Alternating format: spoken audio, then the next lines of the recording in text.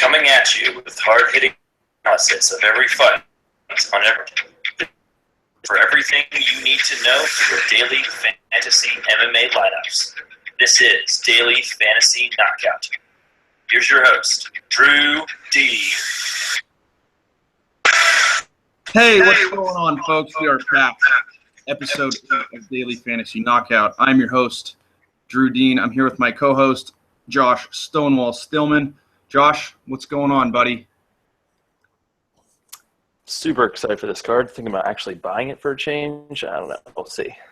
I'm super excited at looking at those headphones for an hour and 10 minutes, too. So, yeah, enjoy this. there's that. I'm trying to be somewhat quiet with the wife character asleep. We'll see. Right. See how this goes. I don't have that problem. All right, man. Well, let's dive right in. UFC 198, Werdum versus Miocic in Brazil. Really excited for the card. It's a pretty solid card. But before we start, we're going to recap our picks and our scores from last week's episode. What's the score now? 4-2? Good guy? Well, I guess so, yeah. It's my own fault for letting you take Struve with first-round knockout as a stunner. That was a complete joke. That was in no way stunning at all. So, my bad. Anyway, we both whiffed on the fight of the night. We might have to change that because I think they just give out performance bonuses now. They don't really call it fight of the night. They do fight of the night sometimes, but like if there's just a whole bunch of awesome performances or there's not really a big war, they just don't do it. So, yeah, sometimes we'll just get screwed by it. Yeah, we might need to change the scoring thing. But anyway, that's cool for now. All right. We both hit on our locks of the night. You took Horiguchi. I took Krylov. I nailed the Stonewall Stunner, Struve finishing off Bigfoot and First, and you missed on yours. I'm not even going to try it. Koala, I can't say it. Kovalevich winning. She almost did. She put a big-time beating on Clark. So, win some, you lose some. Yep, I feel you. All right, guys, we're going to dive right in. As always, we're going to go through each fight, talk about who we think's going to win. We're kind of changing our setup on this. We're going to go through each fight and explicitly pick our winner and craft our argument as to why. You'll get some research and analysis on each fighter, but we want to back up our picks a little more going forward. We're going to relate it to DraftKings. We'll talk about Vegas odds, and we'll put together a lineup for you guys to hopefully make a bunch of money. Before we start, follow us on Twitter, at DailyFantasyKO. Send us emails, dailyfantasyknockout@gmail.com. Josh, take it over from here. You have a blog that everybody should be reading. It's wonderful, and you can tell them about that. Word, man. Thanks for the plug. Yeah, if let me see the quick. Sorry, not prepared for your. Yeah, Roto Grinders, JDS86/blog, or just search for me under JDS86 on Roto Grinders if you were on there. Get all the you're not getting here. So. All right, man, good stuff. Let's dive right in. You're going to take the first fight of the evening? Sure. So we got, this is not Chagas, that's the next one, Tugov, and so this is a featherweight fight. These two guys this kind of speaks to the strength of the card, in my opinion. Usually the first fight through the curtain is like two guys who are like 500 or worse in the UFC fighting for their jobs, but this is like a prospect versus prospect fight. Tugov is 3-1. In the UFC, 3-0, and Moicano is 1-0. I like Moicano in this fight, despite him being a slight underdog, I think. He's a tall featherweight, 5'11", and he's going to have a 4-inch reach on Tugov, and he does a really good job of using that reach. He's got a long jab, uses like long kicks really well. He's got really high output striking. The one thing that could be a problem for this fight is that both guys like to counter, and so they can end up like looking at each other for extended periods of time, like waiting for the other person to engage so that they can work their counter game. But Moicano's a little bit more active, and so I expect him to kind of like get things going. Hopefully that doesn't run him into too many counters, but he's got pretty good lateral movement. The one defensive liability that he has is that he can sometimes retreat with his head in the air, and Tukagov does throw with bad intentions, but he just doesn't throw a ton of volume, and I think he's going to have a harder time reaching Moicano.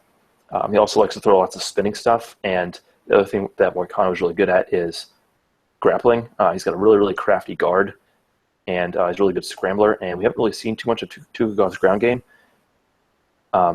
Muay Thai guy for the most part out of Chechnya, so it's a close fight, but I like Moicano to pick it up by decision by using volume and winning the grappling exchanges if it goes to the ground. All right, let's take a look at Vegas here. Moicano comes in at plus 125 as an underdog. Tuganov minus 155. It's favored to go over 2.5 rounds.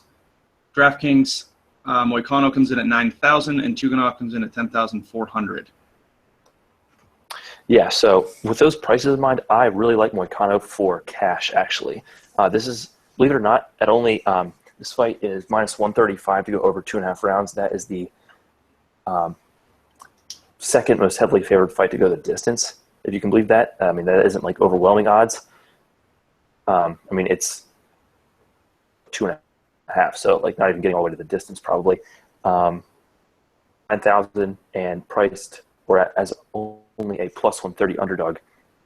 I think Moicano with his output really makes a good cash play. Like guys down at that price range are probably going to get killed. This is a card that has really heavy favorites steamrolling, so we can get a guy for 9,000 who should be around for the duration and who I think is going to, I think that's really makes a really good play.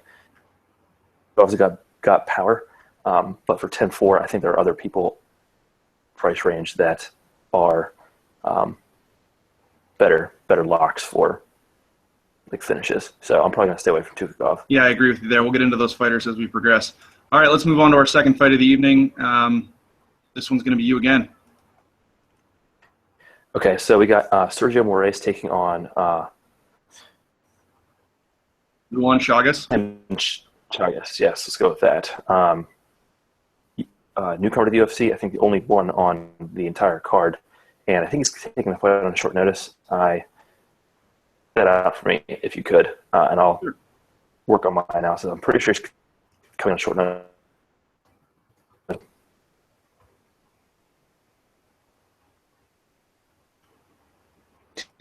And it's 14-1, so it's only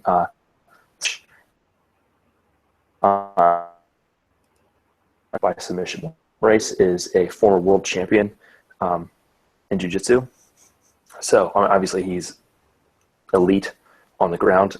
His problem is that he's sort of, like, despite being pretty old, he's not very experienced in other areas. Like in striking, he is more of a one-off, like one-punch guy. He throws like big power shots, or if he's got someone hurt, or if he ends up exchanging in the pocket, he'll just throw like hook haymakers. He does a pretty good job of like keeping his chin tucked while he's doing that, so he doesn't get countered too often. He's a pretty durable guy, but his striking is not the most polished, and neither is his wrestling. His wrestling is not very good either. So why do I favor him over Chagas? Well, Chagas is just super, super wild all the time. He can get like pretty reckless. He's probably like a more technical striker on the feet, but he can just makes like rookie mistakes. You know, he's 22, so he makes those kinds of mistakes. He throws like ill-advised, reckless kicks sometimes that can get himself countered, or he can get taken down, and that's the last place he wants to be against Moraes. And his wrestling is, again, pretty good, but I just see him getting too wild on the feet for his own good and getting countered or taken down and submitted by Moraes. So I like Moraes by submission in actually the first round. Wow. All right. Let's look at DraftKings. Moraes. I'm sorry, we'll start with Vegas. Moraes is a minus 450 favorite, and Chagas is plus 325. And going back on your question earlier, Chagas is a late fill-in for Kamaru Usman. That's right. Thank you. Mm-hmm. And DraftKings, Moraes is 10,700 and Chagas is 8,700. Yeah, so I think this is a straight up tournament play. I think Moraes being 10,700, I mean, he's a pretty heavy favorite. So you might consider him in cash, but I'm probably going to look elsewhere for the most part just because he doesn't throw a lot of volume. So if the fight does end up going to the scorecards, it might even favor Chagas, who does throw a bit more volume. It's not supposed to go to the scorecards at being like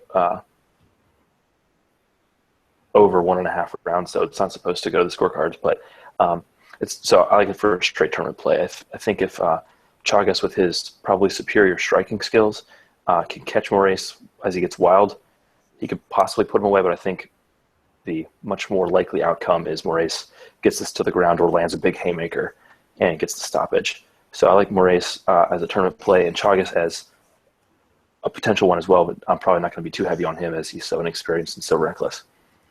All right, we're going to move on to the last fight of the UFC Fight Pass early prelims, Antonio Rogério Nogueira versus Patrick Cummins. So I think this fight is pretty cut and dried. I hope I'm not being like too, I don't know, reductive here or counting Nogueira out, but at I forget exactly how old he is. He's in his late 30s, though, 37, 38, 39, something like that. He is no spring chicken, does not fight very often because he's always injured. He's got good boxing skills. He's superior to Cummins in that department. He's superior to a lot of light heavyweights in that department, but he doesn't have a ton of power, and Cummins is going to look to wrestle and wrestle a lot. Nogueira was able to shut down Rashad Evans' wrestling not too long ago, but Evans hasn't really looked great at all recently. And Cummins just is relentless with the takedowns. He's going to, even if he has to get hit to get them, he's going to get those takedowns. So I see him working the takedowns and staying pretty active on top to maintain top position, not get stood up, and win a decision. So that's my kind of take here. We know Nogueira's got good boxing skills and he's got good jiu-jitsu, obviously. But given his advanced age, it's kind of hard to trust him. I mean, he is in Brazil. But that's what I was going to ask. Regardless of his age, you know, they get that home cooking down in Brazil. Do you think that's going to play into it, or you think this is kind of passing him by? I think he's going to need a stoppage if he's going to get the win. I mean, Cummins is just going to be on top for too much of the fight for Nogueira to be able to pull out a decision. Although we have seen like his twin brother did get that knockout in Brazil against Brendan Schaub that one time when everyone was kind of writing him off. So out of the realm of possibility, but I like Cummins pretty handily in this one.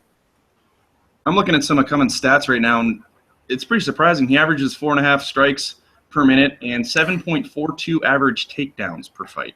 That's pretty. Yeah, that's ridiculous. Yeah, I'm telling you, he's a takedown machine, and I think the striking is the significant strikes landed. I think is more through his ground and pound. I mean, he's pretty active on top. So I think that is, going to make him like a more favorable play than he might have been if he was just going to wrestle and lay and pray. Since he's active on top with his strikes, that could also give Nogueira the chance to the space that he needs to try to set up a submission or get up. But I just don't think that he has the athleticism to be able to do that consistently against Cummins. Looking at anymore Vegas odds, Rogério Nogueira is plus 200. Patrick Cummins comes in at minus 260 as the favorite, and the line is set at 1.5 rounds, and it's favored to go over 1.5 rounds at minus 300. Looking at DraftKings, Little Nog is 9,600 and Cummins is 9,800. I don't know about you, but at first glance, I see a lot of value in that 9,800 with Cummins. Definitely.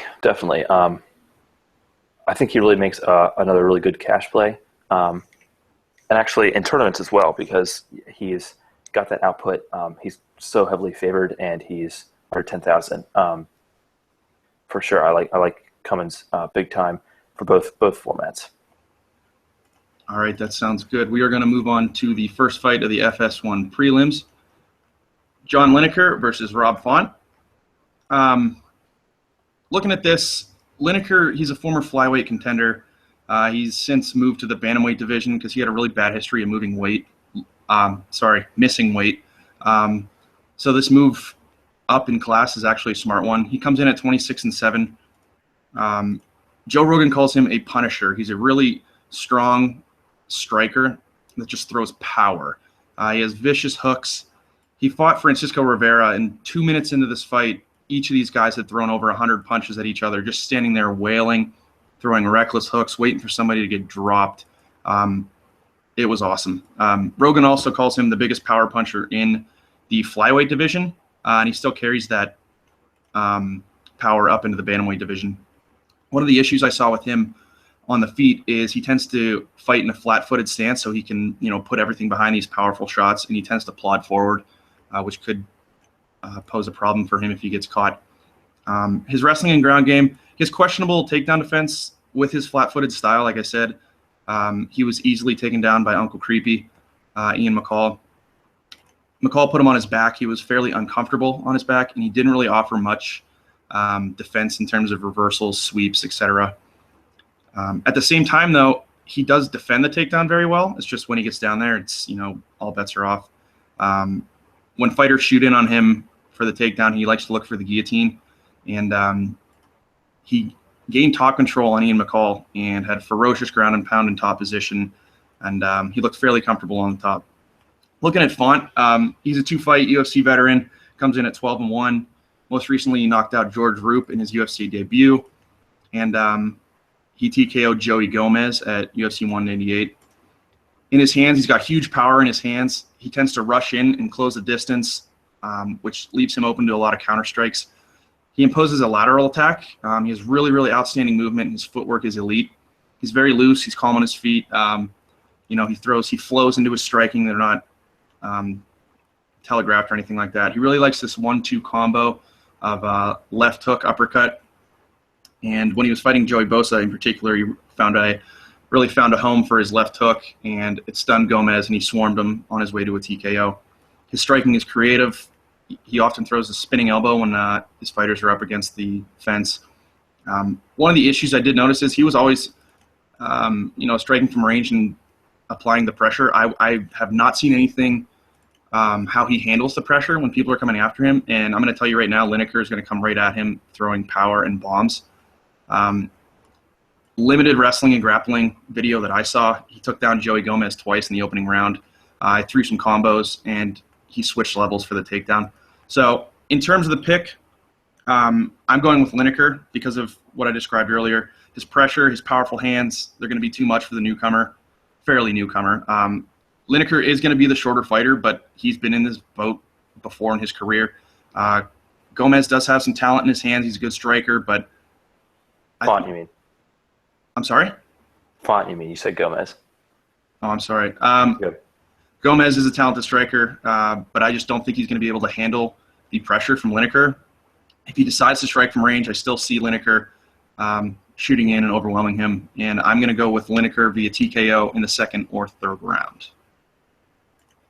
So you see it getting out of the first? Sorry? You see it getting out of the first? Yeah, I do. Looking at Vegas. By the way, guys, we look at the Vegas odds. When I'm announcing the Vegas odds on here, that's the first time we look at them. We don't look at these before the fight. We think that, kind of alters our opinion. Rob Font is plus 130 as an underdog, and Lineker is minus 160. I thought he'd be a little bigger underdog than that, but the over-under is at 1.5, and it's favored at minus 140 to go over. Looking at DraftKings, Lineker is 9,700, and so is Font. I'm pretty confident in Lineker in this. I think he has more experience, the power in his hands, and the aggression, and I think he's a good play either way. What do you think? Well, I don't know. I don't know about cash. I like the upside in GPPs at 9,700. Yeah, I agree. I think it's a straight tournament play. I think the winning lineup in for the GPPs is probably going to have the winner of this fight in it. For the kind of upside that these guys carry for their price tag, I think they make definitely good tournament plays. I picked against Font before. I picked Gomez against Font his last time out, and that didn't work out so well for me. But I'll roll with you here and pick Lineker. That was my first impression as well. So let's go Brazil. Yes, sir. All right, let's move on to our next fight. Francisco Trinaldo versus Yancy Medeiros. I'm going to dive into this one as well. I just lost my spot. I'm sorry.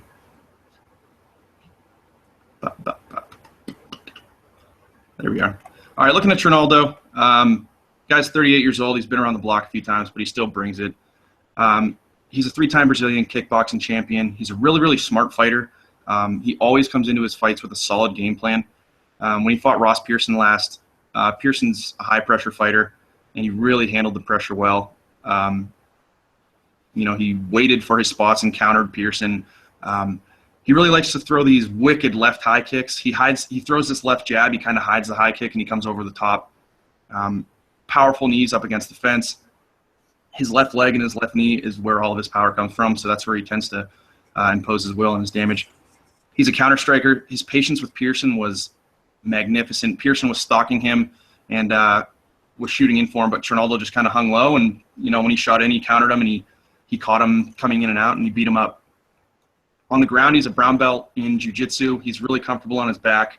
Pearson got him down a few times, and he showed no signs of anxiety or being uncomfortable. Up against the fence in the clinch, his clinch is solid. He has really, really damaging knees that he throws with power, mainly that left knee. I wish he would clinch a little more often because I think that's one of his strong suits. Moving on to Medeiros, he's 3-3 in the UFC. He most recently decisioned John Makdessi. He holds the highest striking defense in lightweight history, and he is the 4th highest takedown defense in lightweight history. And he is also 11 years younger than Trinaldo. He's a long, rangy fighter. He works his long jab from range. He switches up his stance a lot. He shows a million different looks. But what he struggled with, I noticed, was he struggled to find rhythm against Makdessi because Makdessi led with his left leg. He had his left leg out. And he's a counter fighter, just like Trinaldo is. And he couldn't really – it looked like he didn't spar with anyone who, mimicked that in camp because he couldn't get through that front leg of Makdessi. He was really tentative to advance forward, and he seemed to be scared of that counterattack. And you can't do that against Trinaldo because, Trinaldo's going to beat you up. Well, he's probably going to be scared of Trinaldo too. Hopefully he found a way in training camp to, get around that. He did eat a huge left leg kick in his fight against Makdessi. And one thing that I noticed is when he comes in for strikes, he leaves his hand a little low, but he keeps his head up. So, coming over the top with that hidden left leg, it could find a home and knock him out. I didn't see anything on his wrestling and grappling in terms of video footage, but I think this is a fairly easy pick for me. I'm going to go with Trinaldo in this fight. I'm going to touch on this fight later in the podcast a little bit, but I'm going with Trinaldo. The Ageless Wonder is going to use his counter-striking to win the fight on the scorecards. Medeiros is a striker, but he struggled with the threat of counterpunches versus Makdessi, which is a boring fight. Don't go back and watch it. It was painful. He does hold 2 submission victories in the UFC, but Trinaldo is a brown belt, and I don't see him getting finished. I don't see the power on the feet either to drop Trinaldo. I like Trinaldo in every aspect of this fight, and I'm going to go Trinaldo via decision. Okay. So Trinaldo is a minus 145 favorite according to Vegas, and Medeiros is plus 205, and Trinaldo comes in at $10,000 even on DraftKings, while Medeiros is $9,400, and the finish odds are it's tagged at 1.5 rounds, and to go over is minus 220. So my initial thought in terms of playing this is that I'm probably going to be staying away for the most part. Did you read the prices? Yeah. Okay. Yeah. I might ponder Trinaldo in cash as a pretty clear favorite who's not too expensive, at only $10,000. But there's, I guess since the line is at 1.5 rounds, there is upside for finishing here. So I guess you could play Trinaldo in either kind of case. What do you think? Yeah, for $10,000 for a decision, I don't know. I'm probably with you on this when I say I'm going to fade it. If you look at the history of his fights, he knocked out Chad Laprise, but he's a decision machine. And, he is in Brazil. He's probably going to be all jacked up and amped up and whatnot. But and the way Medeiros fights, I think if he's going to win this fight, if Trinaldo's going to win this fight, it's going to be on the feet, and he's going to win picking him apart, and I don't see him getting finished. So I'm probably going to fade this fight. Okay. Yeah, I might have Trinaldo on a couple of entries, but definitely not going to be on him too much for sure. All right, let's move on to our next fight. Thiago Santos versus Nate the Great Marquardt. All right, so this is another one of those. I mean, there were a bunch of fights on this card where I just kind of like looked at it and kind of made a decision kind of right off the bat. This was definitely one of those fights. And another where there's a pretty clear favorite. Santos is, a pretty clear favorite at minus 420. Marquardt is plus 335. Get into the DraftKings and stuff later, but just kind of demonstrating how big of a favorite Santos is, and I think that makes sense. Marquardt has gotten more and more, I don't want to say shock war necessarily, but his body just can't take the punishment that it's been taking lately. He was getting beat up in Stevie Dalloway. He ended up landing a big knockout punch in the second round to steal the fight. I picked Dalloway to smash on Marquardt, and he did, and then couldn't put him away or didn't go for the kill and ended up getting finished himself, so that one hurt. But in the fight before that, he ended up getting Kelvin Gastelum, who just like beat him up pretty badly. So Santos is a buzzsaw with his kicking game, and so when he's going to kick the legs and the body of the aged Marquardt, who's got over 50 professional fights, it's just not going to be a good night. I think Marquardt is a black belt in Brazilian Jiu-Jitsu, or he's a very high-level grappler, and so if he could get the fight to the floor, he could work out a submission like he did against James Tahuna in his previous victory, which was after a couple of losses before he ended up beating Dalloway.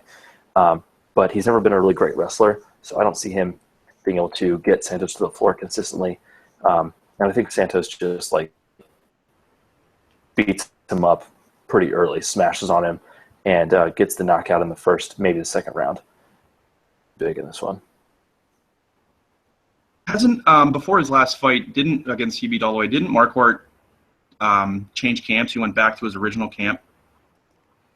I don't know. I think he's been training. I think he'd trained at Jackson's before, but also Grudge in Colorado with. I can't remember the trainer's name right now off the top of my head.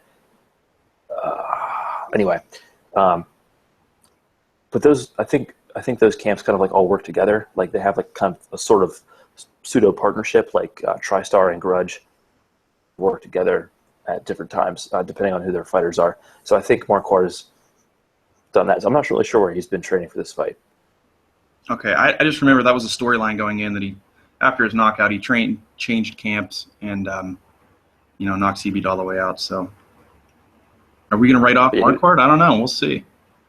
I agree with your pick. I mean, it's a smart pick, and I think it goes down like that. Did we go over Vegas? I really got to pay attention to you more. No, we didn't yet. Okay.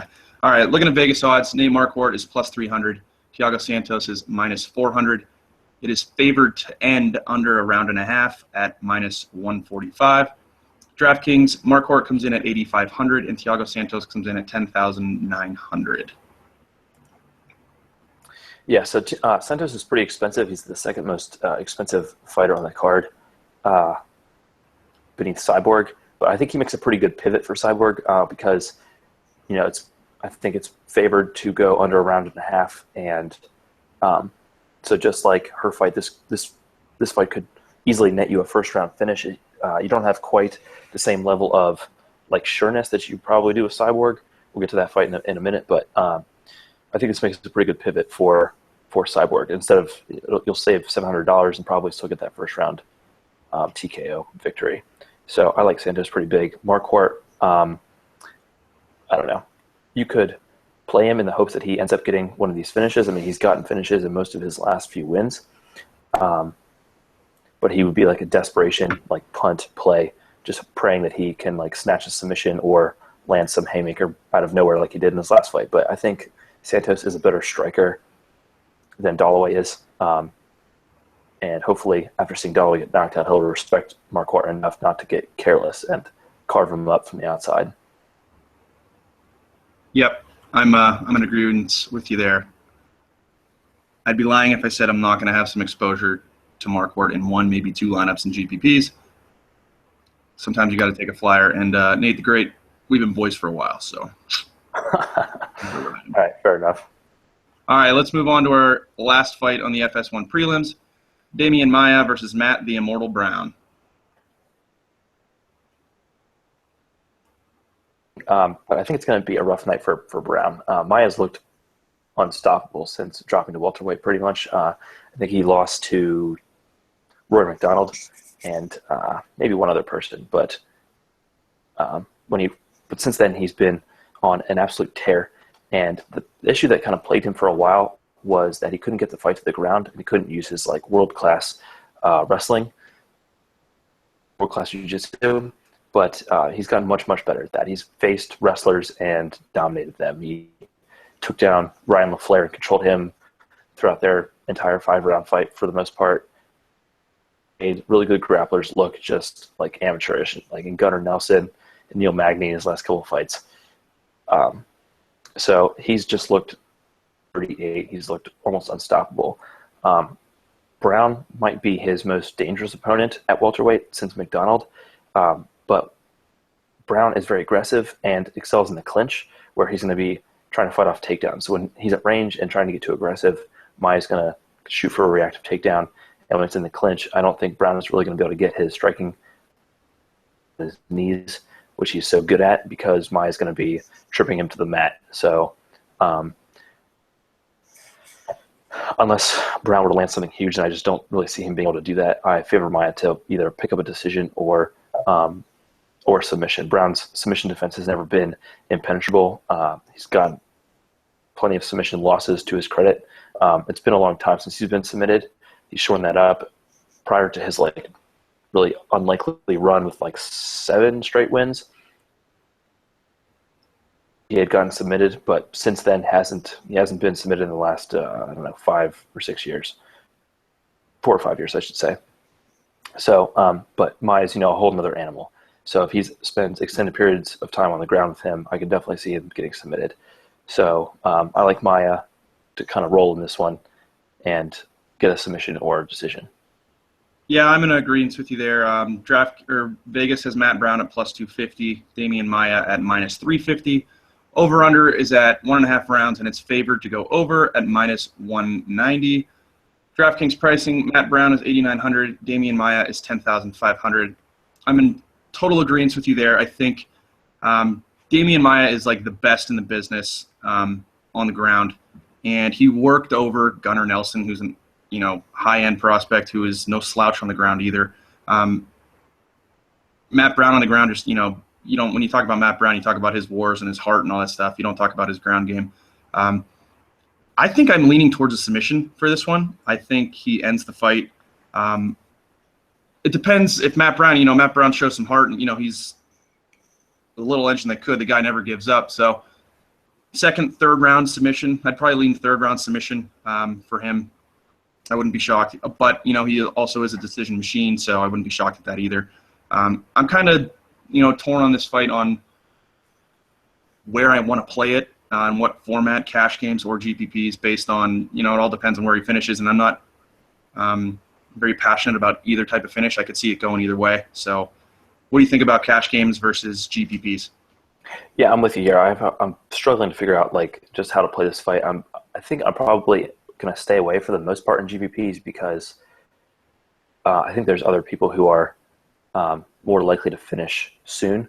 Maia could jump on him and get the submission in the first round like he did against Rick Story. I think that was first round. Yeah, it was.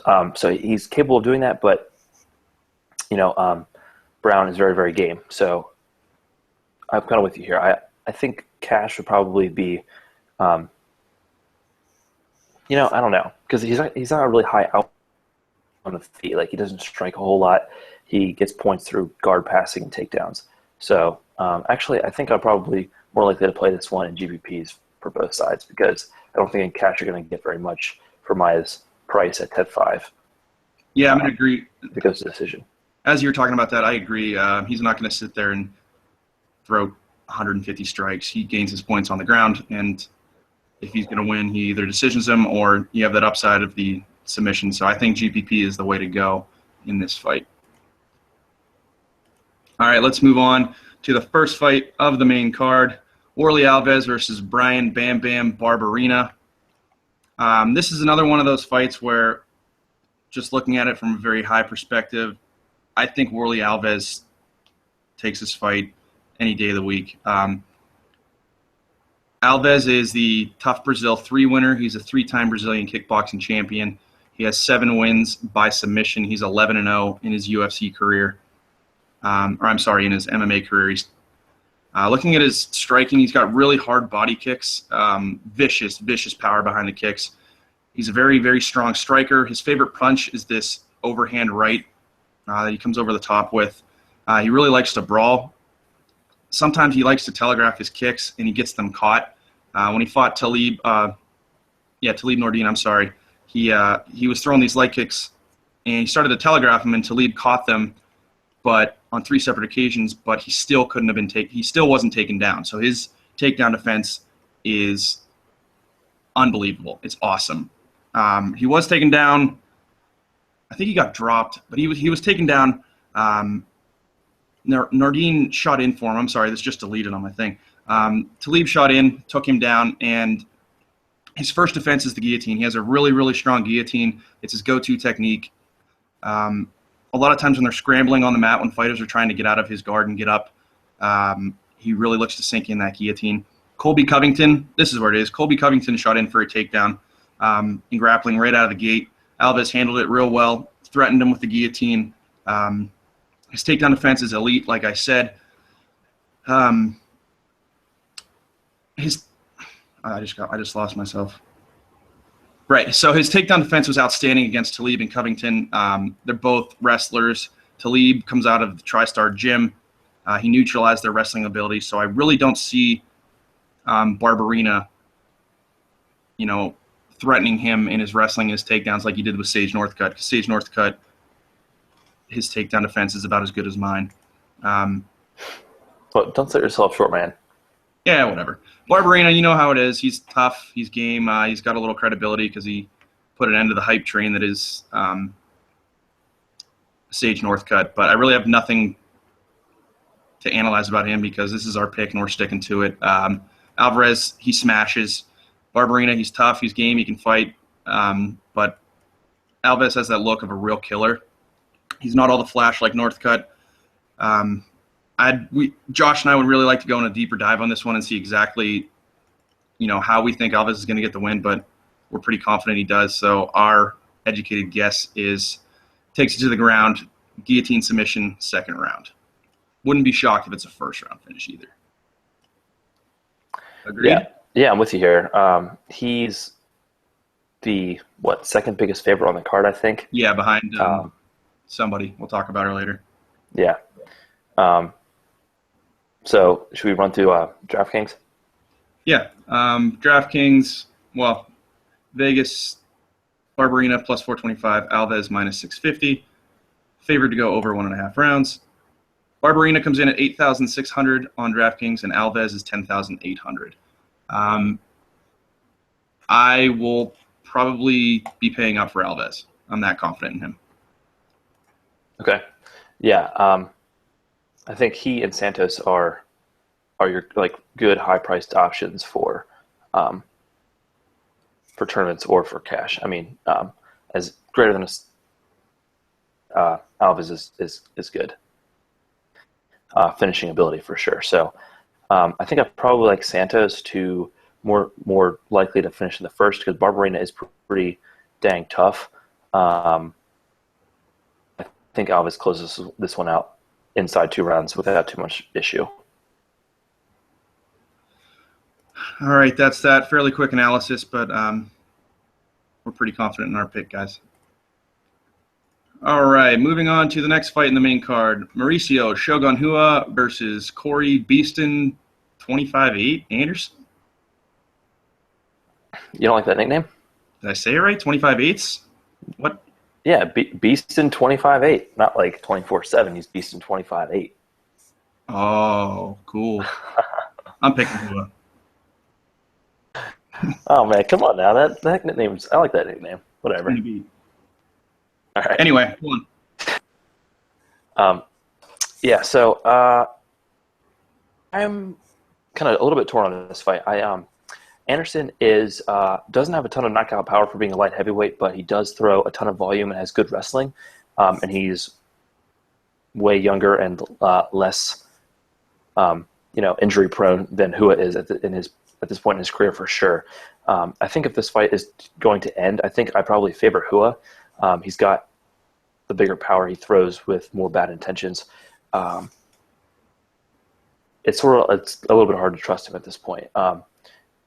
Hua can also wrestle a little bit. He has gotten more takedowns than you'd think. If you look at his stats, he has more than 2 takedowns per 15 minutes, which is necessarily, but you got to give Anderson the edge in wrestling and in output. I give edge to Hua, but he could break down at any time. I think the last time that he was coming off a loss fighting in Brazil, he smashed on Forrest Griffin, but that was kind of a long time ago since, talking about Griffin here, who's been retired for a while. So I went back and forth on this a lot. Actually, I'm sorry, Hua isn't coming off a loss. He did beat Lil Nog in his last outing, so my bad. But anyway, I think I'm actually going to go with Hua here. He's going to get that Brazilian Curitba crowd jumping. I think I like him to get the late knockout. Anderson has shown that he's susceptible to big right hand from when he got knocked out by John Vellante, who is bigger and probably faster than Hua, but has that same kind of power. So if you're going to just keep trading and he's going to keep beating Hua up, and I think he lands with more power and can put Anderson away late. So that's my pick. Your dog pick there. Kind of stole my thunder there. I was we'll talk about it later, but yeah, I'm gonna agree with you on this one. Shogun, he's game. He's been through the ringer. He's in his hometown. But yeah, we'll talk about that one later. Vegas odds, let's talk about them. Shogun Hua comes in at plus 190, Corey Anderson at minus 240, and it is favored to go over 2.5 rounds at minus 190. DraftKings, Anderson is 10,200, Shogun is 9,200. So I think, given the odds and their tendencies, I think Hua is the tournament play here. And Anderson more likely to play in cash. I'd consider playing Anderson in tournaments as well, and it might be sound kind of weird for me to say that I'd play Anderson in cash after I just picked him to get knocked out. But I think this fight goes to decision. I think he wins it pretty handily, given his output, both wrestling and striking. And it's one of the more heavily favorable ones to do so on the card. I think it's Anderson's. So I think he makes an okay cash play, and given Hua's history, and he could certainly be finished. He's been finished in his last 3 losses. That's definitely a possibility. So I consider playing Anderson in either format. Probably not going to be all over either one of these guys. Yeah, I'll agree with you. Shogun, he's got the upside. He's cheap. What is there to say? Everybody's watched his fights. They're wars.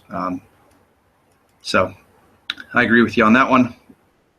You ready to move on? Yeah. All right, let's move on to our next fight. Chris Cyborg Justino, we'll call her Cyborg, versus Leslie Smith. I'm picking Smith. I'm picking Smith here. I'm sorry. I'm just kidding. No, I'm not. Josh and I kind of put together a document that we share while we talk on this, and I'm going to quote Josh when it says, "Cyborg via destruction." So, I don't want to play Smith like that. She's game and good. Kudos to her for stepping up to be Cyborg's showcase fight in Brazil, already home or Rousey. She's fighting 8-6 Leslie Smith. She's the female Diaz brother. So I expect her to, I mean, she's super tough, super game. Maybe she can pull out the Nate Diaz and score a big upset. Nah. Yeah, it's pretty hard to envision a way for that to happen. Unlike Diaz, who had a pretty clear path to victory, get the fight to the ground, and you'll be good to go. She's athletic enough to really have a clear path to victory. So it's going to be ugly. Yeah, I agree. Cyborg's going to roll here. Both fighters, they're going to offer high output striking. Cyborg was once considered the only real threat to Ronda Rousey before Holm, center packing. She should storm Leslie Smith, early round TKO. Welcome to the UFC, Cyborg, and everybody can cue the Ronda Rousey fight speculation on Twitter the second she storms her. Hopefully she calls her out. That'd be pretty cool. Looking at Vegas odds, Leslie Smith comes in a slight underdog at plus 800, and Cyborg is minus 1800. I'm sorry, we got to be professional. This fight is favored to end under 1.5 round at minus 300. DraftKings, Chris Cyborg is 11,600, highest on the card, and Leslie Smith is 7,800. Not too often do you see fighters under the 8,000 mark on DraftKings, so that says it all. My question to you is, we agree Cyborg storms, but do you think Cyborg's in the winning lineup due to her price?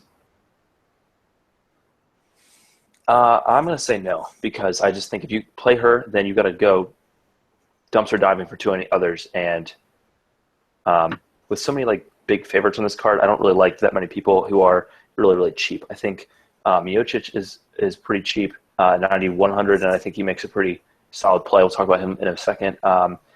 And who was 9,200, I think. And so I like the two of them. Maybe you compare the two of them with Cyborg, and if they get finishes, then you're looking pretty good. But, yeah, I think there's going to be plenty of finishes in this card, and so you don't have to play her by any means. If you want that guaranteed 100 points and just, like, not have to think about it, cool. But I'm probably going to look elsewhere for the most part. Yeah, I'm going to agree. I'm certainly going to have exposure to her, but I'd rather pay down, save $700, and get what I think is an equally likely finish and, solidify my lineup as a whole down the road or down the way. All right, yep, Cyborg by destruction. Pay up if you want. Real quick on the Rousey tip, do you think there's no, after the beating she took from home, there's no way in hell she ever fights Cyborg? Like, that's never going to happen. If it was never I mean, money talks, man. I think they give her, I don't want to say a cupcake fight in return, but I think they, well, no pun intended, maybe they do give her Miocic nice. Tate. Yeah, I don't know, man. That's their cash cow, dude. She comes back, she wins a huge fight. Oh, Ronda's back. Everybody pays up. Dana gets paid. Like, it's a business. I just think that's how it is. They're not going to feed her to the wolves after such a long layoff and such an... No. I don't think that Cyborg would be her first fight back, but I just don't think that she has any interest in fighting Cyborg at this point. Like, after the way that she handled getting knocked out by Holm and being basically just, like, saying peace to the sport for, like, a year because she couldn't handle losing. Like, fighting Cyborg and getting smashed on like that would send her into retirement like Gina Carano. So, yeah. I don't think they ever fight. Interesting perspective, but she's a very, she's got a lot of pride. So I don't know if she would say, I don't want to fight her. You know how she is. So, yeah. All right, let's move on to the co-main event of the evening. Vitor Belfort versus Jacare Souza. I'm ready for this one, man. I'm excited for this fight. I'll tell you what. You want to dive in, or you want me to go? Yeah, you go. All right, I'll talk about Jacare. He's got really strong power in his hands. Every punch he throws has ill intentions behind it. He really likes to work pressure and pressures with power punches into the clinch, where he transitions for the takedown. His clinch is very, very strong inside. It's stifling. It's elite, one of the best in the division. He looks to work his takedowns via trips, or level changes. He likes to drop down for double leg takedowns. He often grabs his tie clinch and he looks for knees to counter if he's being pressured up against the fence. He's a world-class grappler. He softens up his opponents with short strikes to set up openings and passes. Short knees from the half guard to the body, which are fairly damaging. People, kind of overlook those sometimes. That's a lot of power coming in. He's extremely heavy on top. He likes to stifle his opponents. He's really hard to shake off. And his trademark submission is his Kimura. Looking a little bit at his wrestling, pretty strong wrestler when he gets in on the inside. His strength really allows him to keep a hold of his opponents as he chains attempts together throughout the fight. He's taking on Vitor Belfort, and I'll let you dive into Vitor. Or you can add to Jacare if you have more to say. No, that's good on Jacare. I was sort of just debating whether or not to mention this or not, but I recently wrote up a 5 times Vitor Belfort blatantly cheated for Low Kick MMA, so you can check that out. Look at all the times that Vitor has made a phenomenal fool of himself. So yeah, I think this is another time where he gets kind of looks like the GOAT, and I don't mean greatest of all time. He obviously with Vitor, he's got the fastest hands, and he's got vicious head kicks. But at this point, post TRT, he just doesn't look like the same dude who was mashing on dudes in 2013, physically or skills-wise. He could certainly one-hit quit just about anybody, but I think Jacare's got a better chin than a broken-down Dan Henderson at this point, which was Vitor's last win, I believe. And I think that as soon as Jacare can get it to the floor, that's pretty much a wrap. Vitor is a black belt in jiu-jitsu himself, but when Weidman was able to take him down, he got carved up fast. Weidman beat him up, moved him out, beat him up some more. Vitor gave up his back, and if that ever happened against Jacare, that's game over. Weidman ended up pounding him out soon after, but that's sort of how I envision this one going. Vitor doesn't throw a lot of volume. I think that in his last fight against Henderson, the head kick that was the beginning of the end for Henderson was like the first strike that he threw, and it was like 2.5, 3 minutes into the fight. They just stood there looking at each other for a while. Much volume. If he were somehow able to survive the ground game for 3 rounds, he's just not going to win a fight because by decision. Unless he's able to stuff every single takedown of Jacare's, which I just don't see happening at all. Jacare's wrestling has gotten a lot better. He chains his attempts together, like you said, really well, so he fails. He's just relentless and was going to get the fight to the ground, and once he has you down, he's just not letting you up. So all this to say, I like Souza to finish, probably in the first, maybe the second round. Yep, I'm right there with you. I think Belfort's age is going to catch up to him. Just like Bigfoot Silva, the lack of TRT, it's a big factor, and you can see it in their fights. And I think this is Souza's fight. So looking at Las Vegas, Vitor Belfort comes in at a plus 245 underdog, and Souza is minus 325. And, the over-under is 1.5 rounds, and it's favored to go under at minus 160. Interesting. Looking at DraftKings, Belfort comes in at 8,800, and Jacare Souza comes in at 10,600. We both think Souza gets an early finish to pay off that 10,600. This is a scenario where you could pay down. You could save $1,000 by passing on Cyborg. But regardless, what do you think about Belfort and Souza cash versus GPPs? Belfort's definitely a tournament play. Like I said, if he could one-hit quit Souza, that's certainly possible. I don't think super likely, so I won't have a lot of exposure to him, but definitely he should be in lineups for sure. Souza, I think you could play in either cash or tournaments. Tournaments, obviously, of course, like you just mentioned, but as more than a 3-1 favorite, he just has so many more ways to win, I think, than Belfort. Belfort has to land some kind of crushing knockout, and Souza has a pretty solid chin. He got decked by Romero in his last fight and managed to hang on. So I think there's risk there. There's some risk there in taking Souza in cash, but I think that it's worth it. All right. I'm in agreement with you there. Sure, take a flyer or two on Belfort. He's got a shot, but I think the smart money is on Souza in this fight. All right, let's move on to the main event of the evening for the heavyweight championship of the world. Fabricio Werdum versus Stipe Miocic. Take it away, big guy. All right, so I agonized over this one for a while, but I ended up having to go with Werdum in the end. I just think that he's got more tools. He's superior in more areas. Obviously, we know about his world-class ground game. He's one of the greatest MMA grapplers, or just grapplers, period, of all time.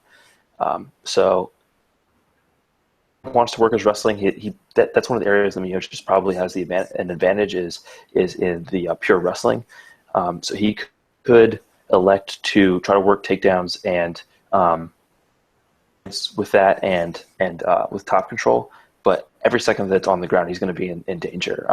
Werdum has an extremely active guard. He's looking for submissions all the time or sweeps. And Miocic definitely doesn't want to be on the bottom against somebody like Werdum. In addition to that, Werdum is also, I think, superior at long range with his kicking game. Miocic doesn't kick a whole lot. He uses his boxing for the most part. He does kick some, but not a whole lot. He kicks more than like Junior Dos Santos does, but not a ton for sure. And the body kicks, body shots were a main way that Werdum was able to wear down Cain Velasquez in his last fight. I think that Miocic probably has the advantage at boxing range. His hands are very, very good, and he definitely has a solid chin. But the other place that I think Werdum has a pretty sizable advantage is in the clinch. He's just lethal in the clinch. He's working at King's MMA with Rafael Cordero and is basically made his Muay Thai elite to go along with his elite grappling. When Velasquez was trying to pressure him up against the fence and use head pressure, Werdum countered with a Thai clinch and was just beating him up with knees to the body. So doesn't go for those kind of like high takedowns quite as much. He goes for low ones more often. But still, I think when the fight is either beyond boxing range or inside boxing range, Werdum's going to have the advantage. So I just think that Miocic kind of has to keep it. He's going to be playing with fire the entire time. He's got to keep it in like just the right range standing. And Werdum is no slouch boxing by any means anyway. And he's going to have to be very, very careful on the ground. So I think Miocic has to fight more or less a perfect fight here or land a big knockout. Oh, my line. I was just going to say that. Sorry, man. Yeah, I mean, heavyweight MMA, you know the deal. It could end at any time. Miocic did knock out Arlovsky in his last fight, but Werdum has shown over the years to have a pretty good chin, unlike Arlovsky. So, and other than knocking out Arlovsky, I don't really remember Miocic knocking out too many other people on the feet. There might have been one other one, but I'm blanking on it right now. But in any case, a lot of his like TKO wins were coming from ground and pound, like he eviscerated Mark Hunt with. And obviously that's not really going to be an option against Werdum. So I like Werdum to get the stoppage in the middle rounds, 3 or 4, by submission probably. Stoppage, interesting. Yeah. I'm going to touch a little bit more on Miocic here. I'm a big Miocic fan. As much as I hate Cleveland, I live in Pittsburgh. Miocic is just a likable guy. I get behind him. He's finished 12 of 14 fights by KO. He's got heavy power in his hands. His head movement's great. He likes to throw feints a lot, and he comes behind with his jab. His footwork is great. And the one thing I love the most about him, I think, is his cardio, especially at heavyweight. His cardio is never, ever an issue. He fought Mark Hunt, who has terrible cardio, but he used awesome boxing, his knees. He controlled him on the ground and TKO'd him late in the fight. Division I wrestler. before the Mark Hunt fight, though, he didn't really use his wrestling. When he did, he really likes this high crotch takedown, as Rogan calls it. He's smart on the ground. He makes every punch count. He doesn't punch himself out and get gassed. Gonzaga took him down, but he was comfortable on the ground and he got out pretty quickly. This fight's a really tough fight for me to call. I don't know, man. I think the smart money's on Werdum, hometown. He's lived there. The altitude is an issue. That is an absolute fact in MMA. I'm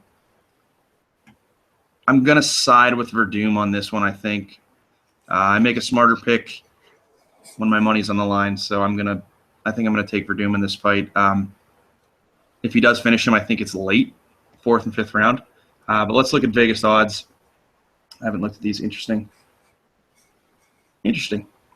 Wow, better than I thought. Stipe Miocic is plus 135 as an underdog, and Werdum is minus 165. And they set the over-under at 2.5. It's minus 1.5 to go under and minus 125 to go over. It's interesting. Cash game tournament play. The pricing: Miocic is 9,100. Werdum is 10,300. Cash game GPP. What are you feeling? So I think either guy is an option in either format, to be honest. Miocic being 9,100, not being a giant underdog, and with upside to get a knockout, and he does throw a good amount of volume. I think that he makes a viable play in really either format, and Werdum as well as not being super expensive, 10,300. With a solid chance to get the finish. I like them both. What do you think about stacking them in cash? That is an interesting play. It's risky at the same time. I don't know if I like it. I'm going to be honest. I'll have to look at playing around with the lineup a little bit, but I might be on that. The thing about this, I looked into this. In the slightly under 2.5 rounds that Werdum's fight lasted with Velasquez, each of them landed about 90 significant strikes. Okay? So if you're getting that kind of output, 90 to 100 significant strikes, your winner is going to be getting, even if it ends in the 3rd round or something like that, is going to be getting over 100 points. And the loser is going to be getting somewhere between 40 and 60. So you guarantee yourself, 160 points. I think that's not a bad play. I mean, I guess it's not a guarantee. If someone gets a first-round knockout, then that strategy kind of goes out the window. But I don't know. I'm going to be in on that. All right, so let's give our listeners our stamp of approval on our picks. We're going with Werdum on this one? Yeah. Okay. Yeah, I think the stars are aligned. He's in the altitude. He's prepared. He's in his hometown. He's defending the strap. Yeah, so all right, we'll take Werdum in this one. That's fine. I'm not sold on it, but I normally have a more stronger opinion on it, but we'll talk about that in a little bit. Okay. All right, that wraps up the analysis for UFC 198 card. Hopefully we gave you guys some good insight. Cash game, GPP strategies. We're going to move now to our bonus picks. As always, our scoring system, we pick 3 categories. Fight of the night, fight of the night, bathroom break of the night. As I always say, if you go to the bathroom, you're going to have a better time in the bathroom than watching this fight. The lock of the night, which is the fighter you're guaranteed to win, and the Stonewall stunner of the evening, which is a shocker, whatever you want to call it.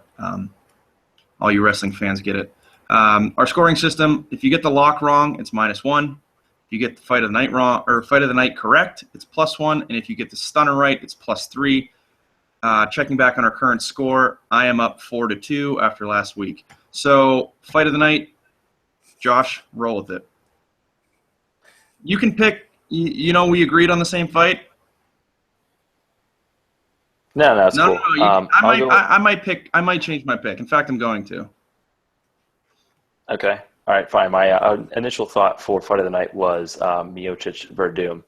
Um, I just think the crowd is going to make that place just explode anytime anything happens from the walkout to the entire fight. So I'm hoping that Miocic can make it a dogfight and we get a fight of the night there.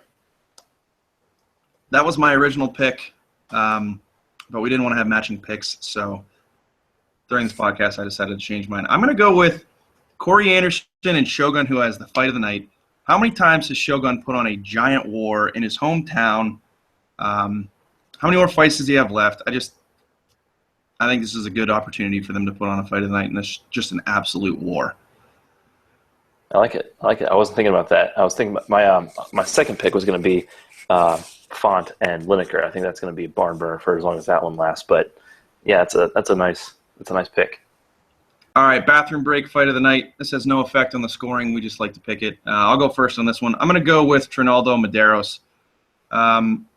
Trinaldo's a counter puncher. Not much aggression or advancing out of him. And Medeiros struggled with counter punchers in the past, so I think this is a snooze fest. And yeah, probably going to go to the bathroom during that fight, unless I have exposure. Naturally, yeah. My bathroom break is probably going to be Cummins versus Nogueira. I think it's going to be wrestling, not lay and pray, because Cummins, well, it might be lay and pray. Yeah, let's go with that. Cummins Nogueira, that's probably going to be my bathroom break. Haven't seen Nogueira in a really exciting scrap in a while. All right, let's move on to the next category. This one does have scoring implications. It's our lock of the evening. So the fighter we pick is a guaranteed, without a doubt, going to win their fight. We have different picks, so it doesn't matter who go first. I'm kind of taking the easy route on this one. I'm going to take Cyborg. Most of the time, I get kind of nervous if somebody's making their UFC debut, but they see Cyborg as this big star. She's finally in the UFC. They're going to make a bunch of money off of her. They wouldn't feed her to the wolves right away. I think Leslie Smith is a sacrificial lamb, as you will. So I'm going to go with Cyborg in this one. Yeah, I'm going to go with Alves. I think, this could burn me again. Like I did pick Northcutt against Barberina the first time around. That didn't work out so well. But I think Alves is a more complete at this time prospect, obviously, than Northcutt is. Much more dangerous in every area. So I think that he rolls. So Worley Alves is my lock of the night.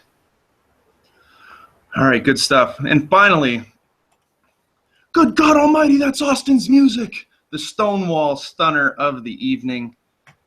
You want to go first or me? We don't tell each other these picks before we talk, so we might have the same pick.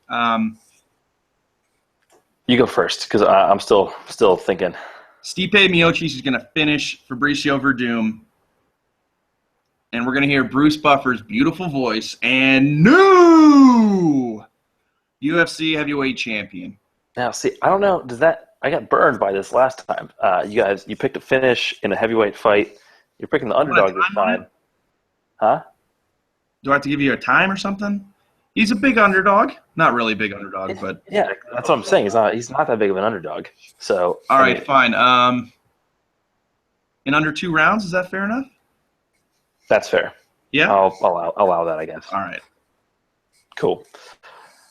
What's your pick? Cyborg win? Yeah, that's my shocker. No, I don't know, man. There's so many giant favorites on this card. I just don't feel great picking against any of them. I mean, Miocic is might consider taking. I guess I had Hua as he's more than a plus 200 underdog to finish. Looking down the list here, there doesn't really look like any other ones that you know what? Screw it. I'm going to go with Lewin Chagas, the plus 365 underdog to Sergio Moraes. I picked Moraes earlier, but he is a wizard at jiu-jitsu, but is just more of a one-hit quitter, like power puncher everywhere else. So I think Chagas can come in. I think he's got a more complete game, despite being, has his issues. He's reckless. He's coming on short notice, making his UFC debut. So that's why he's a giant underdog. This is why that's the Stonewall Stunner of the evening. So I'm going to go with Lewin Chagas. Defeats. Win or I need something. That's not a stunner. You need a 50. Dude, he's over a plus 300 underdog. He's plus 300, plus 365. All right, fine. He's a giant underdog. Give me a break here. All right. We need to have some more rules about this Stonewall Stunner. Probably, yeah. Probably should talk about that. All right, let's touch on some news here before we wrap things up. We didn't touch on it at all, but Anderson Silva pulled out of the fight. He had gallbladder surgery. He's out 4 to 6 weeks against Uriah Hall. I was really looking forward to that. Yeah, that's a shame. In 10 seconds or less, who wins that fight? What do you think? I was probably going to pick Hall. The dude that Dana White famously proclaimed was going to be the next Anderson Silva. Anderson Silva doesn't look like Anderson Silva. Hall's inconsistent, but I think he'd probably win that fight. Yep, totally agree. I would have gone with that. I read somewhere they were calling it, I think Uriah Hall might have said it. It was like a scene out of Tekken 3, the video game. Just two wild, crazy street fighters going at it. But yeah. All right, we actually got a Gordo action there. Yeah, I mean, hopefully they reschedule it. I think they will. He's only out 4 to 6. Got a couple emails. We have an email from Kat in Pittsburgh. She wants to know our thoughts on the rumored Floyd versus Conor McGregor fight. I'm going to dive right into this. I say absolutely not. It's not happening.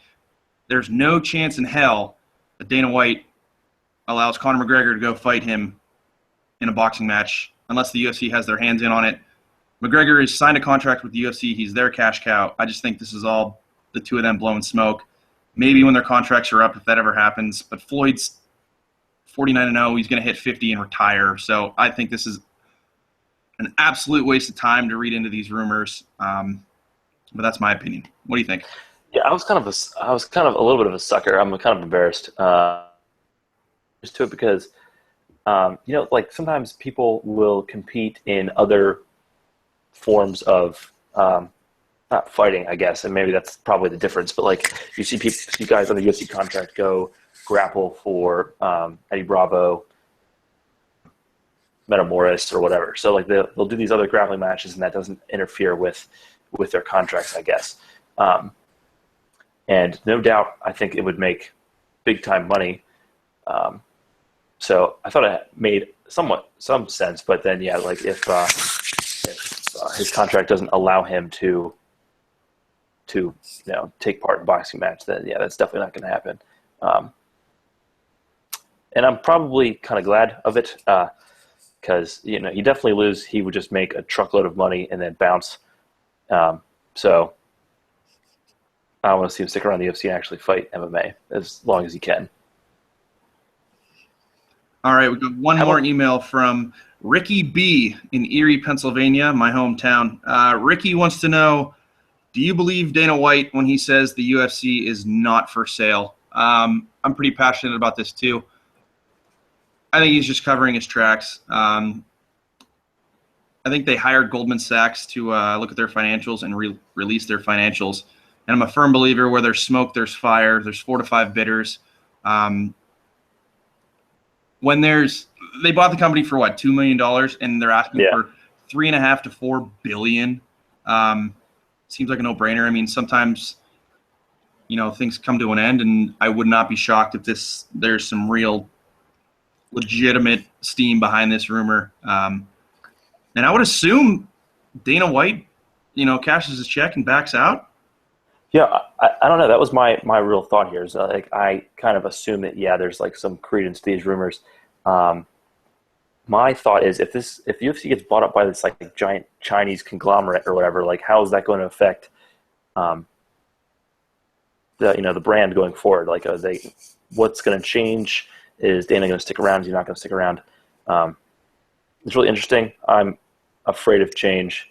So, but there's definitely some things that they could do better than the current regime. So it'll be interesting for sure.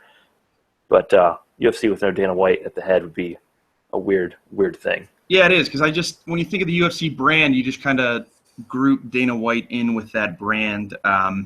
His attitude, he's real brash. He's very visible to everybody, and I don't know. I think he helps sell the UFC. So hopefully they keep him on board as the president in some sort of capacity. But time will tell. Maybe they are total BS rumors, but I don't think so. I think they're inquiring, and maybe it's a power play move on their part to get more investors down the road. But hey, we'll see what happens. So, all right, folks, that's all we got today. Thanks for joining us for Daily Fantasy Knockout. As always, follow us on Twitter at DailyFantasyKO. Send us your emails at dailyfantasyknockout@gmail.com. Follow us on Twitter, Houdini16, WHODEANY16. Josh, yours is JD Stills? JD Stillman. JD Stillman. And I'll turn it over to Josh. This guy carries the analysis of this podcast. He has an awesome blog. Everybody needs to read it, and Josh will tell you more about that. My dude, thank you. So it's at rotogrinders.com. Just probably the easiest way to find it is to go to the opponent search and search JDS86. That is my username on Rotogrinders. So you search that, you find my blog, check it out. I do one for every card.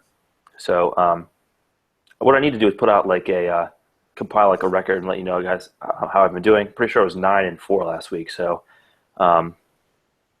all right, so check that out. Thank you guys for listening. Is that it? Just want to thank everybody again for listening. Episode 8, we're going to keep these coming out. We're working on a few things to spruce up the podcast a little bit and maybe get a little bigger distribution to everybody. But thanks to everybody. We'll be back for UFC Fight Night, Almeida versus Garbrandt. My boy No Love. I can't wait. I'm already going to pick him because he's my dude. So that's all we got for you guys. Thanks again for tuning in. Good luck this weekend, and hopefully we provided you with some insight to make a bunch of cash. Peace. Peace.